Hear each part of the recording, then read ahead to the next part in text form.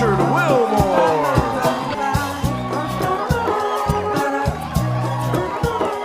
Welcome, everyone, to Make Your Day Richer. Sit, relax. I'm your host, Richard Wilmore. Today's guest is the founder and heart behind Planet Improv. It's a nonprofit that empowers students, especially in underserved communities, through creativity, flexibility, and imagination. With nearly 25 years of experience, Scott Pacitti has worked with tens of thousands of students across North and South Carolina, helping them build real-world skills through the lens of improvisational theater. His work isn't just about performance, it's about planting seeds of confidence, resilience, and joy. And I'm very excited for you to meet him. So if that sounds like a good show to you, click that like button, click that share button, and let's start the show. Make your day richer than it was before. Got some good times knocking upon your front door.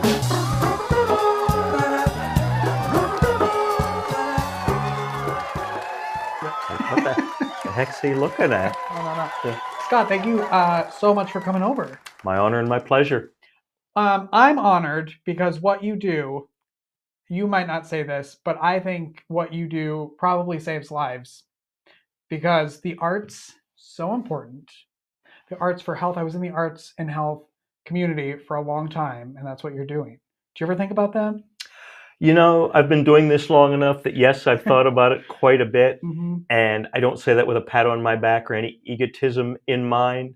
But what started out, and we may get into it, as trying to empty an overflowing reservoir of creativity within myself, it took me a while to figure out that, oh, how important this can be to others, especially young students in underserved communities, to give them real world skills that have nothing to do with being a performer, being an artist, being a comedian, anything like that.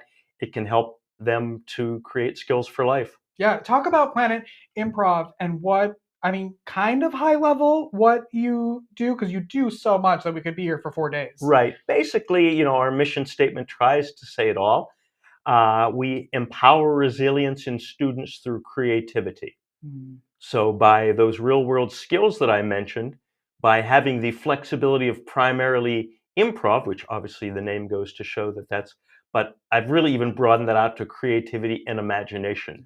Because as much in love with the art form as I have been for almost a quarter century now, not all students are as enamored by it as I am. So, but I think creativity and imagination gives us so many other avenues to go down. But I can always have improv in there. I may not say that word specifically to the students. But again, just trying to get them to where they can be. You know, you've probably read stories yourself about these days, what are employers looking for? Mm-hmm. They're looking for creative, flexibility, imagination. They can teach them a lot of things. But if they don't come to an employer with a basic level of creativity, flexibility, imagination, they neither want to nor probably can teach them those sort of things. Who do you typically, or who do you work with? I know it's many communities. I just went to a presentation that you were giving, which is how we ended up connecting. And you work with so many people in this area. But can you talk a little bit about where you're going? Well, you know, we certainly never would, if anyone would contact us anyway and say, we'd like you to work with our students, we would never turn anyone down. But our primary goal is to help underserved communities, underserved schools, which fall under an umbrella of Title I schools, because oftentimes they are neglected. They may have an arts class where you're drawing, where you're painting, where you're whatever. And that's a wonderful thing. If that's something someone's interested in, they love that. But to allow them to do a little bit more in the creative aspect is a wonderful thing. So and not to sound too dramatic, but it breaks my heart to think that, and I got into this late in my life, the whole creativity thing. I was always creative, but I never quite found my niche until I started taking improv classes. So I know that, you know, if we can figure out a way to connect perhaps what they're already passionate with and then connect in their imagination and creativity, it can light a fire that can hopefully propel them skyward. It seems so easy, like when you say it, right? Like you're like, well, it's not that. You just find what they're good at, what they naturally go to, and magic can happen, kind of. What ages do you work with? We have throughout our lifetime anywhere from pre-K children through high school, college. Right now, over the last few years, we've been primarily working with middle school students, which has both the positive aspect of it and the challenging aspect of it. And I don't mean that in any way to throw any shade towards the middle schoolers themselves. It's just a matter of the chemistry experiment that's going on in their bodies and their brains make them sometimes challenging to communicate with. Yeah. But I mean, that's a great way to do it, right? Like, where are you usually? Are you always, is it all North Carolina? Are you in South Carolina? I always say as long as it makes sense to me Mm. financially, I will go wherever I am invited. Yeah. So like I said, over the almost 25 years, I've been everywhere you can imagine. I've even done this. I'm originally from near Pittsburgh, Pennsylvania. Even got a chance to go back there into an actual school that I went to when I was a young boy and do things. Oh, So, wow. but primarily North Carolina, but done a bunch of things in South Carolina. So mainly North South Carolina. Okay.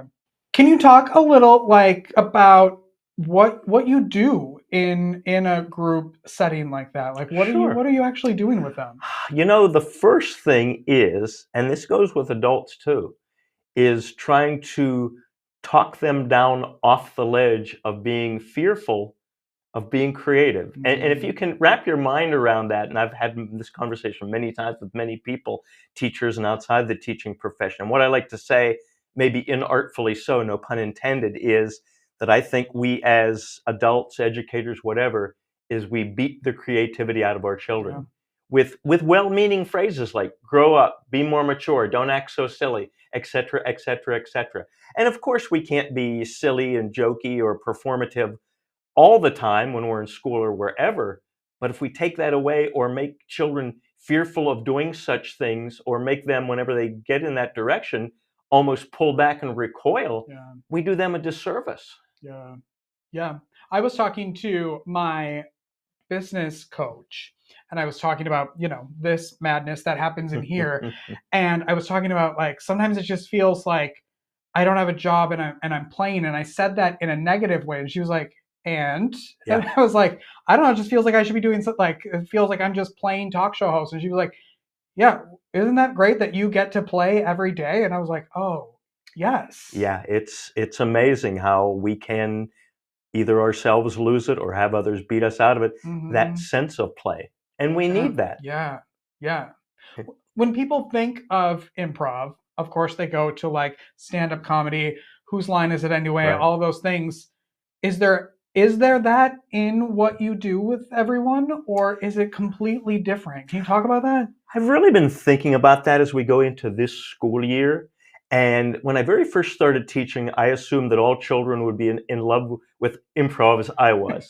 And that proved to be a fallacy. Quickly, But right? there are aspects of it that they do enjoy. I just have to figure out, and from doing it all these years, there are certain activities that are always very well received.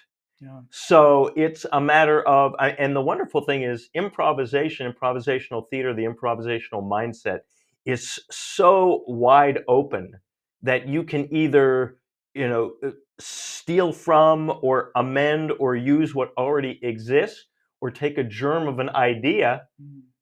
and improvise with it and turn it into something else. Yeah. So if you can, a lot of it, because adults who see what we do on stage or whatever will often say, "Oh, I could never do that in a million years. That's a skill that I don't possess.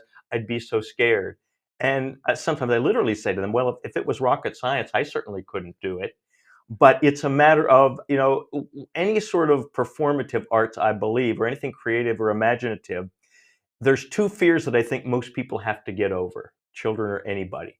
The first fear is, oh my goodness, I'm going to say something either inappropriate or something that's going to make people think, oh, this person is stupid or they're Mhm. ignorant or I don't, there's no way I can be friends with them or like them or whatever. And the other fear is the voice in our head saying, well, you just said something stupid. You Yeah. just did say something. So either what people are going to react to us or more insidiously, how we're going to react to ourselves. Mm. So if we can get that little voice inside of our head or the judgment or fear of judgment, and I do my best to do so, it's easier with some, it's more challenging with others. And I probably put myself into the eye of the storm with middle schoolers because I don't know if anybody cares more he thinks, he or she cares what I say, or I care what they say, or things like that.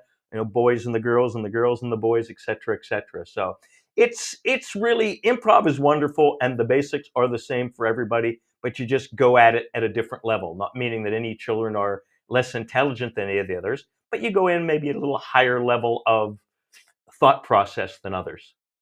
Do you have any stories of when you see that kind of light click on in someone where they go from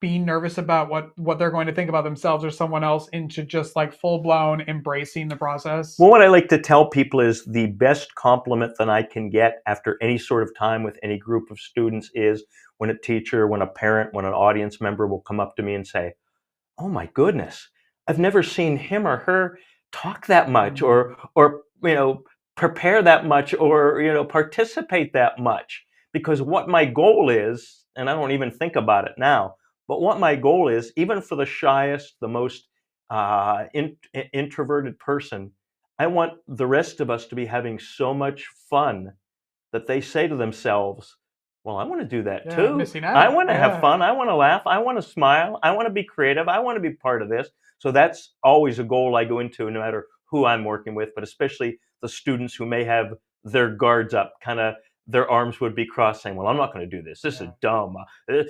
What's he going to try to make me do? I'm not a performer. I don't like doing this." Yeah. We're looking at the staff, the entire staff here of Planet Improv. How many schools and organizations are you currently working with? It's an ever changing number.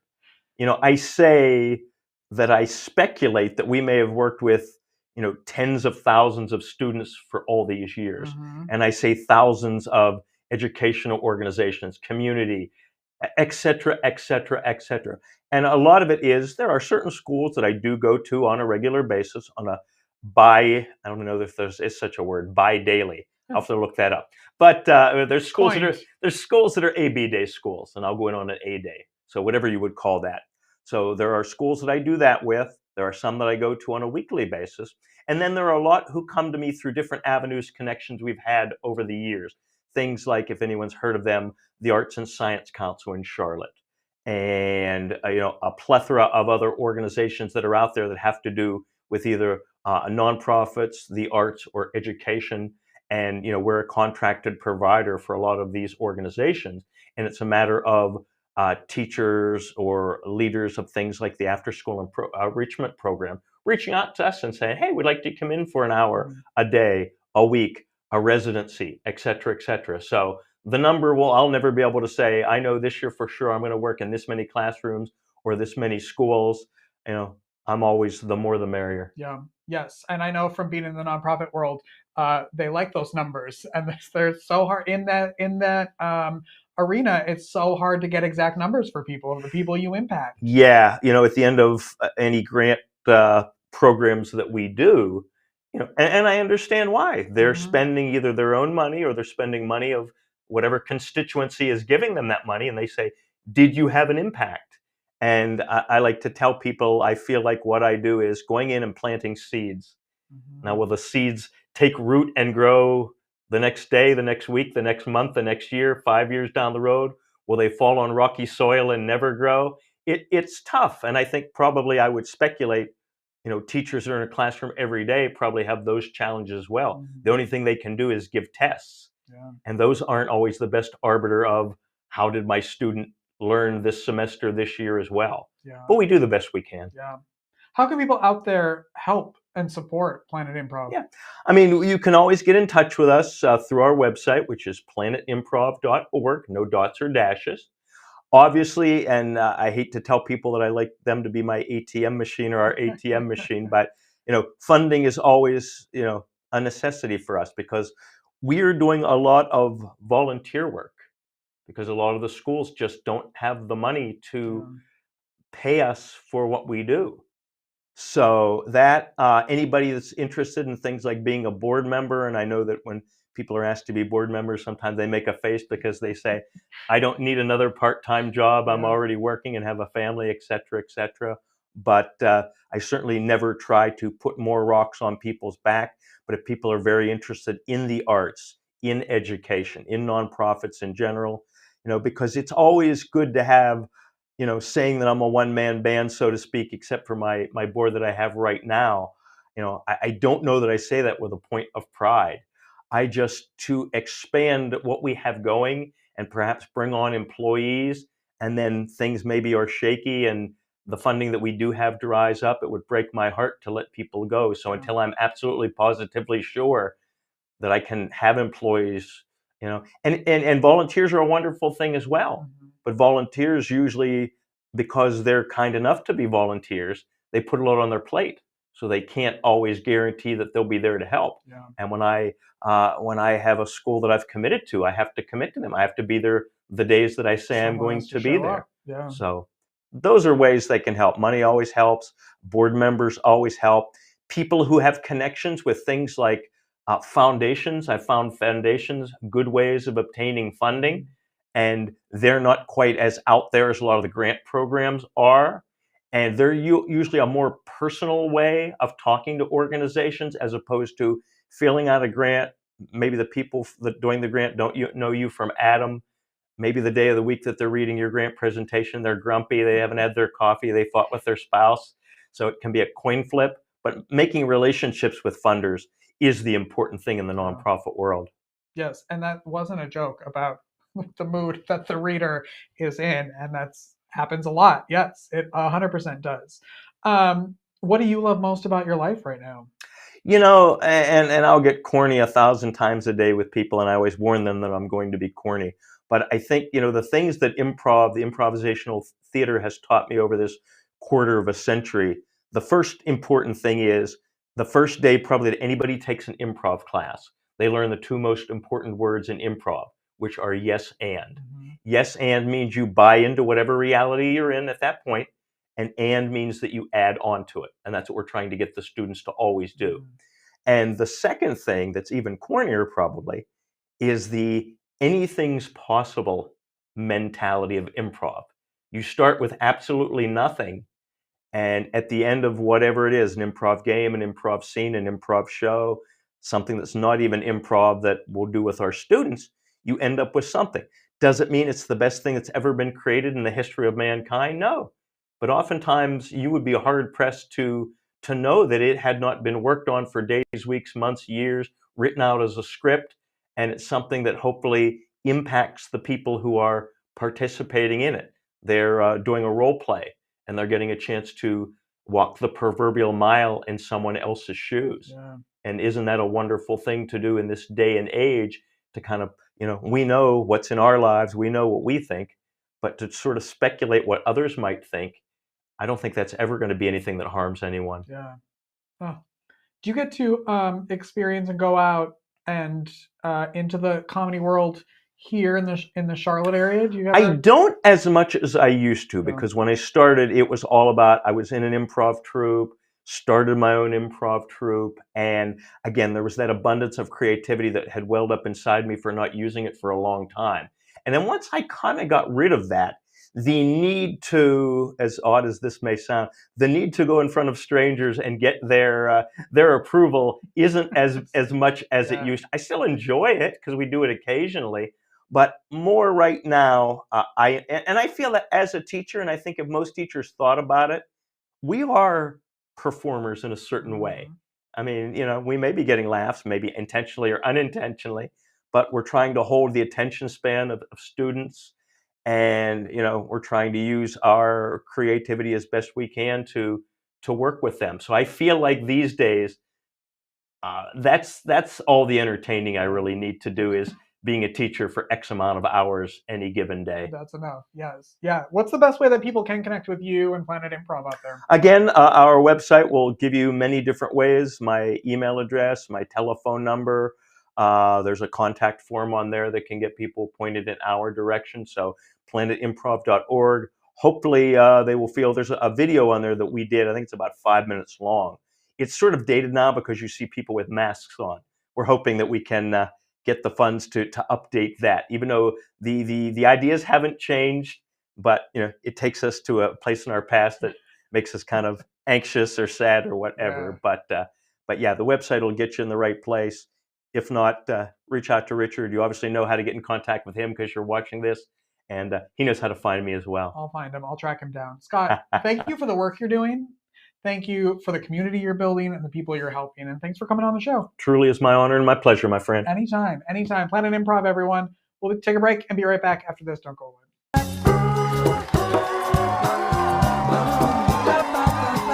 Life is difficult. Are you feeling overwhelmed or like you could use a little support for your mental well-being? Visit the Help Hub. It's the most comprehensive and inclusive free online destination for mental health resources, helpful tools, crisis hotlines, and supportive content. Just go to thehelphub.co to find the resources you need when you need them most. Unlike other resource pages, the Help Hub is divided into 16 different categories, ensuring that everyone in every community has access to the resources and support that matches their unique needs. Find the help you're looking for at thehelphub.co.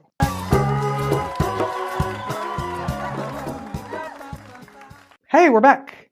There's a new episode of Introspection, From Grief to Growth, which is a podcast I am lucky enough to help with. You can learn more about that podcast at introspection.com. That's INN, introspection, like not an Airbnb, a bed and breakfast. Anyway, take a look at this clip. By doing the bilateral movements, which can be either following the finger back and forth with your eyes, it can be tapping, anything that's an alternating kind of beat. It can be listening to music, alternating beats, brings back the right and left side of the brain kind of at that point of trauma.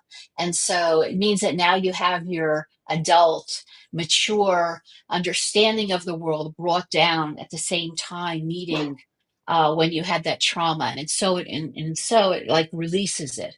If you need help with your podcast, send me an email at makeyourdayricher@gmail.com, and we can get you hooked up and started on your podcast.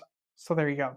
On tomorrow's show, Dennis Quinn is here. He's the author of the book Stick Figures, A Big Brother Remembers. It's about a boy that he worked with for many years through the Big Brothers Big Sisters program. It's a great story, and I can't wait for you to meet him. So go make your day richer. Go make somebody else's day richer. You've made mine by watching this show, and I love you for it. Hey, want to buy me a coffee? buymeacoffee.com/makeyourdayricher, and I'd love you for it. Okay? Okay. Have a great day, everyone. Bye-bye.